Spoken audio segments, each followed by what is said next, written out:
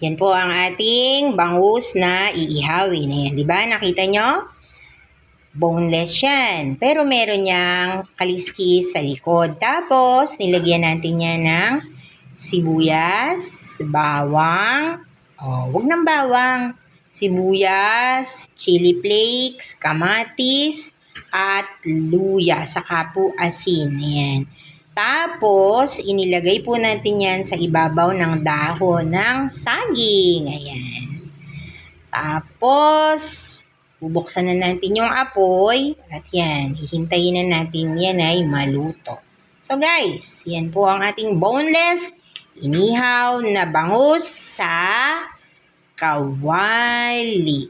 Ano yan, lulutuin natin yan siguro mga 30 to 45 minutes, depende po guys sa lakas o hina ng inyong apoy. Mas maganda po, low fire lang tayo para po hindi mabigla yung pagkakaluto, para pantay-pantay ang pagkakaluto, para po yung flavor ng kamatis, ng luya, ng sibuyas, ng sili ay manuot doon sa ating bangus.